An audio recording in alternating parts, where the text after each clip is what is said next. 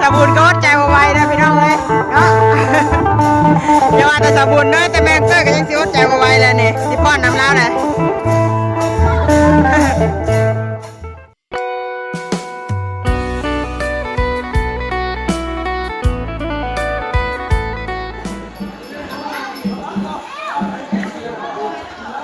หลังจากแล้วจบการจบงานอยู่ทางเฮือนดีพี่น้องเลยเนาะส่งสการแล้วเรียบร้อยแล้วกลับมาเบิ่งทางวัดทางว่าพี่น้องเอ้ยโอ้เพิ่นพากันมาแต่เฮบางพื้นบางไฟเนาะขนาดโมเมนต์มือมันก็ยังม่วนเลยพี่น้องเอ้ยมาเบิ่งน้ำกันโอ้จักเสียงพินเสียงแคนเสียงพินกับดีสดได้พี่น้องเอ้ยนี่เนาะ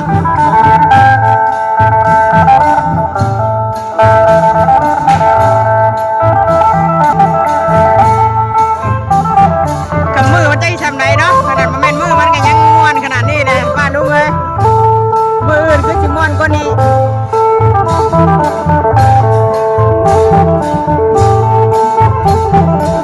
เปิดมาแต่แห่อยู่ในบ้านพุ่นเนาะกำลังเข้ามาวัด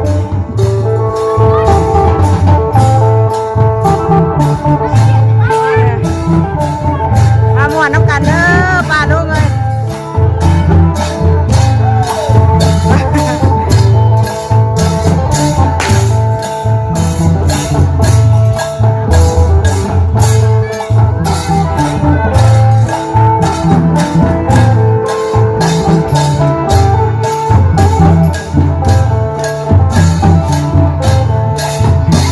พอดเปิดกันยังมาบ่หลายเนาะ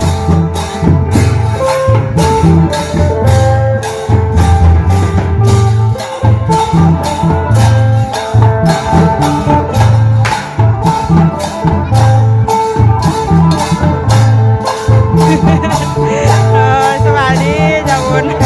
มาเบิ่งคนม่วนเลย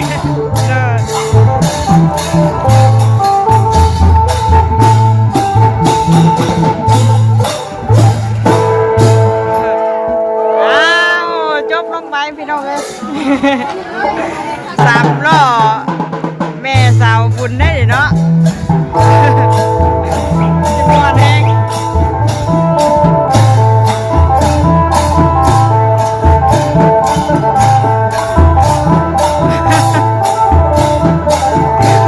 เอาบวชได้นะตัวเอาบวชน้ำเลยบวชน้ำเลย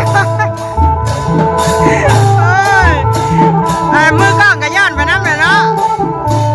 มีมวนแห้งไปหน่อยเอาฟอนด้วยสมุน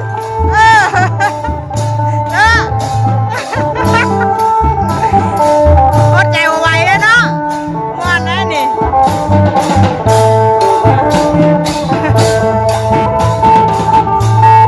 วันนี้พินชุดเลยพี่น้องเนาะ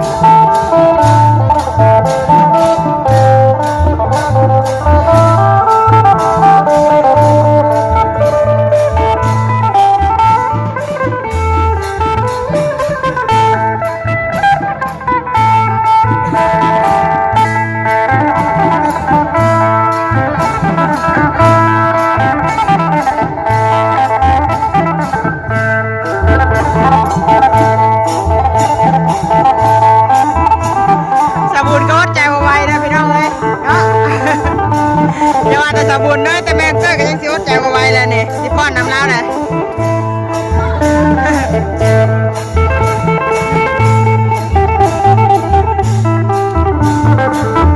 คนยังมาบ่เบิดพี่น้องเอ้ยอยู่ในบ้านอยู่เลยเนาะอันนี้สิเป็นแห่เสียงพิณเพิ่นแต่กองทางกองตุ้มเฮาท่านได้มาอยู่เนาะโอ้ม่วนๆปลาดูเลยโอ้เนาะโอ้ยังทางกองตุ้มเพิ่นท่านได้มาอยู่เนาะแต่นี่ก็สิเป็นเสียงพิณเสียงแคนเพิ่นมาก่อน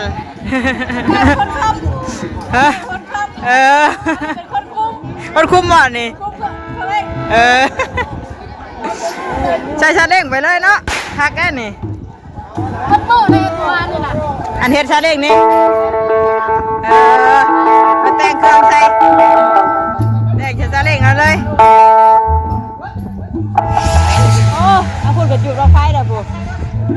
เจ็ดอยู่ย่านเด้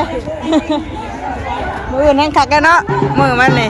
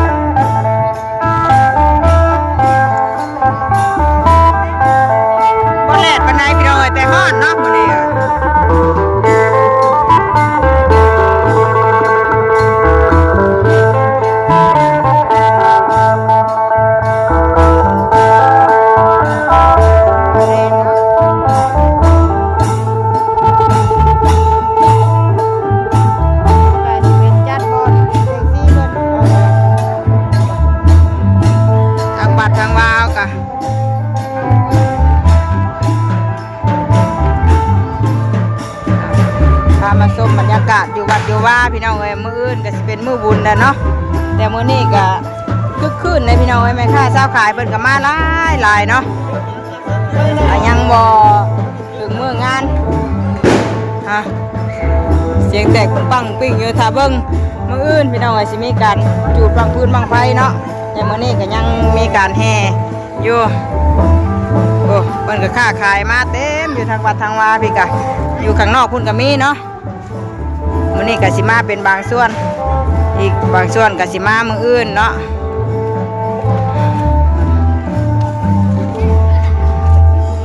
เบิ่งขึ้นมาเยี่ยมเบิ่งทางหลานน้อยก่อนจ้ะพี่น้องเอ้ยฮะจะเป็นนี่ได้เมื่อวานนี่ก็ไข่ขึ้นเบิ่งก่อนหลายเวียกหลายงานมื้อนี้ก็ทางทรงสการเพื่อดีแน่แล้วก็ทางงานบุญแน่เนาะมันก็ซับซ้อนกันพี่น้องเอ้ยเนาะทางทรงสการแน่ทั้งมีการแห่บางพื้นบางไผ่แน่ก็สิซับซ้อนบุญบ้ายกันแน่จังน้อยเนาะอยู่ข้างนอกพี่กับคนเต็มอยู่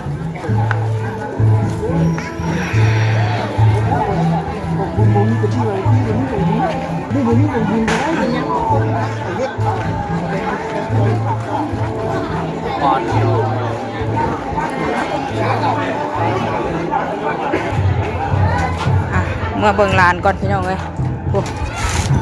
รถล่างกัดจอดเต็มอยู่เนาะยันแต่รถเฮียแล้วนี่แบบนี้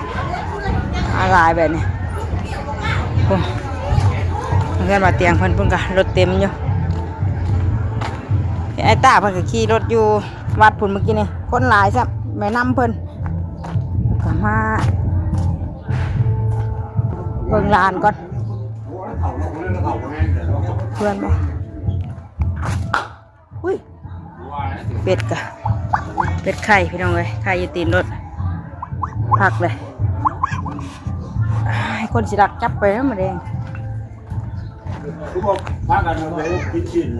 ไอ้กินยังมาแต่เพื่อนดีเนี่ยยังไม่ได้แดวยังไม่ได้ไปอันดูกันมาเลยใช่น้องน้องตาเลยเอ้าบ่าวยืมน้องจ้ะเอ้าไปเด็กขึ้นดีแล้วเฮ้ยบ่าวยืมน้องไม่ยากนะมาหาเดียนไปซื้อกระเลี้ยงโอ้ยฉันมาขอเงินปนเงินทำไมนางเพราะปัญหาเดียนจะสงสารคนได้เที่ยวไปใบอยู่นะแม่นะโอ้พี่น้องเลยขนาดยังมอนมือกะ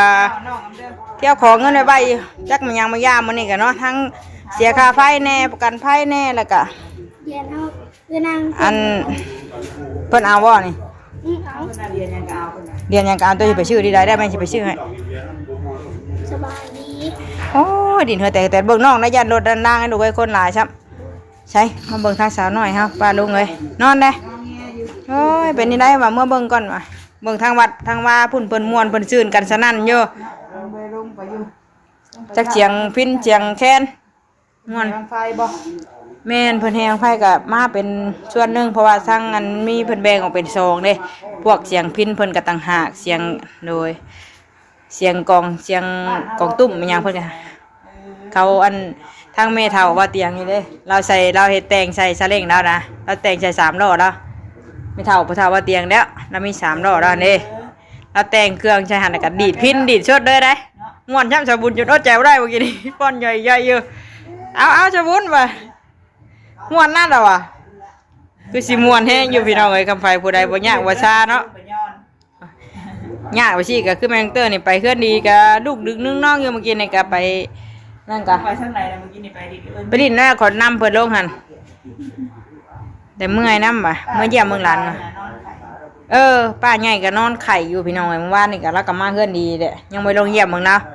พุ่นแหละจังน้อยพุ่นแหละเบิ่งอันนั้นแล้วก่อนไปล้างถ้วยล้างบวงเพิ่น กินเด้อเฮ็ดกินในประตูเด้อค่อยฟังอาการกันนะ ประตูกินข้าวแล้วบ่คือได้ยินชาวบุญเนาะว่า พี่นั่นให้เพิ่นกิน เอ้าชาวบุญเนาะว่าเราเฮ็ดกินอยู่เพื่อนอันนั้นพุ่นได้เราเฮ็ดกินบ่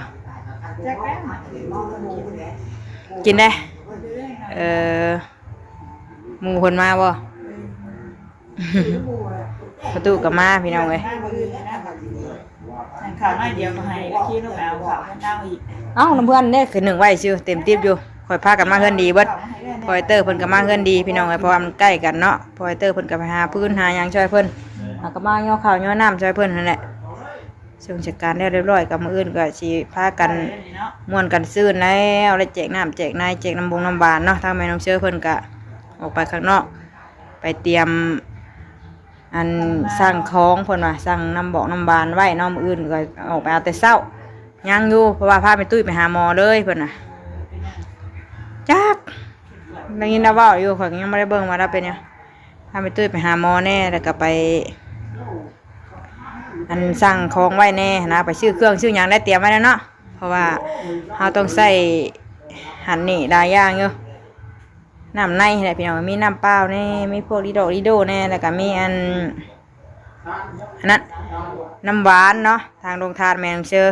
ทางสาบุญเพิ่นก็มีพี่น้องทางบ่อเตียงเพิ่นก็เห็นว่ามีลิโดเมื่อวานนี่เห็นดาวซื้อแม่ตู้ซื้อมาพวมข่อยขึ้นรถด้านน่ะพายุเข้ามาก็เล่นขึ้นรถนำแม่ตู้เลยเมื่อวานนี่ก็มื้อนี้ก็เพิ่นหยุดพักโรงเรียนบ่ได้ไปส่งลูกไปโรงเรียนพี่น้องเอ้ยก็สิยากแน่ดึงหน้าดึงหลังกันแน่เนาะจักเล่นพุ่นเล่นพี่อยู่แมงเตอร์ก็ซอยกันพี่น้องเอ้ยเฮ็ดได้ซะเนาะบ้านเฮาเอ้ยหลานน้อยข่อยก็ได้ใครแน่บ่บ่ได้หายบ่เกินนี่ วันไหน บ่ได้มานอนน้ำเพิ่นมื้อก่อนนั้นมานอนน้ำเพิ่นยังมาเพิ่นให้แล้วพอเพิ่นมาแล้วใช่พ่อไปใช่จ้ะ ก็มาบ้าน พอเมื่อบ้านบ่น่ะไผปลาซินจ้ะ น้องมาเอาสุกเอง